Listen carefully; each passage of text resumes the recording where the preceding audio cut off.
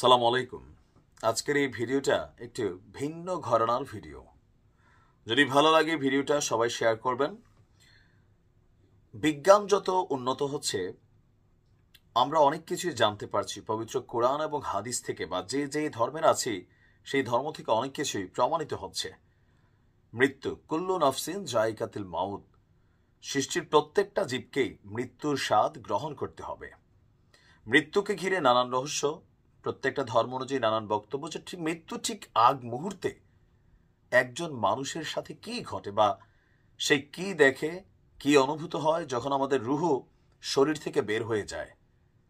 তো আজকের এই ভিডিওটাতে আমরা বৈজ্ঞানিক কিছু ব্যাখ্যা, কিছু গবেষণার ফল আমরা সামনে আনতে যাচ্ছি। আমার নিজের কাছে আশ্চর্য লাগছে যে আসলেই কি এমন ঘটে।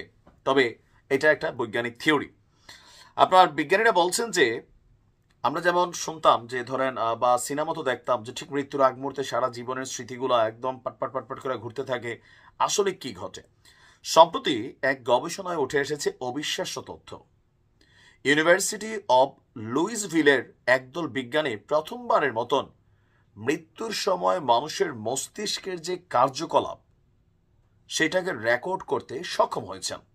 আর তাতেই মিলছে চাঞ্চল্যকর এক ইঙ্গিত। মৃত্যুর আগ মুহূর্তে আমাদের মস্তিষ্ক হয়তো পুরো জীবন একবার শেষবারের মতন রিভিউ করে নেয়। তারা বলছেন যে আপনার 87 বছর বয়সী একজন রোগী চিকিৎসাধীন থাকা অবস্থায় হৃদরোগে আক্রান্ত হয়ে মারা যান।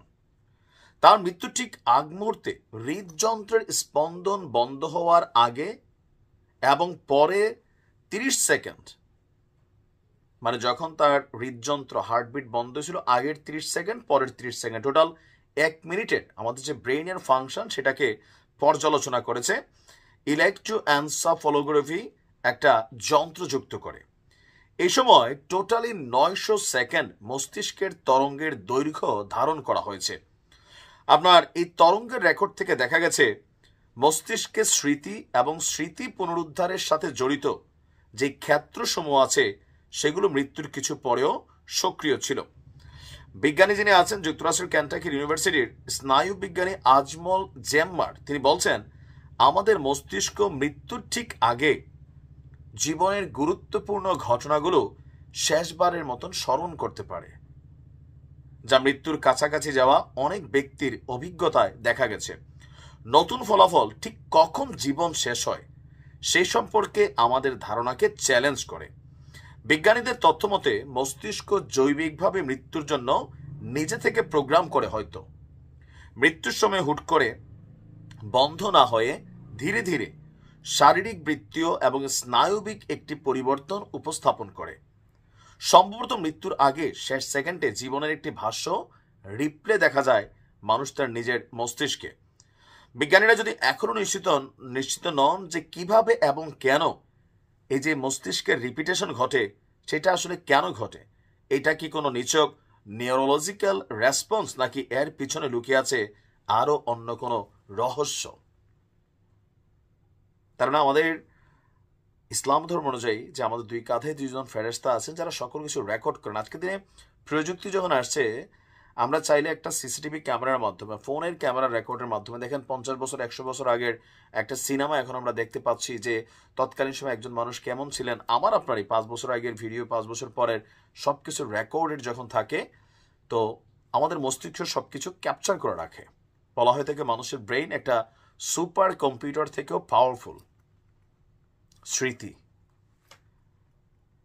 বিজ্ঞানও বলে, ধর্মের দৃষ্টি থেকেও অনেক কথা আছে যে মৃত্যুর ঠিক আগ মুহূর্তে মানুষের মধ্যে কি ঘটে। আবার কেউ কেউ বলেন যে যিনি মারা যান মৃত্যুর কয়েকদিন আগে বা কিছু সময় আগে থেকে অনেকে এটাকে অনুধাবন করতে পারেন। আমাদের ধর্মীয় ব্যাখ্যা অনুযায়ী যারা মুমিন, ভালো মানুষ, একজন সৎ মানুষ, আপনার ধর্ম অনুযায়ী এটা অন্য কিছু বলতে পারে, তারা ফিল করতে পারে যে সামহাউ সময়টা হয়তো শেষ হয়ে আসছে। যেমনটা আল্লাহ রাসূল তিনি ফিল করেছেন, আমাদের অনেক সাহাবীরা ফিল করেছেন যে সামহাউ কিছু পরিবর্তন ঘটে মনের মধ্যে।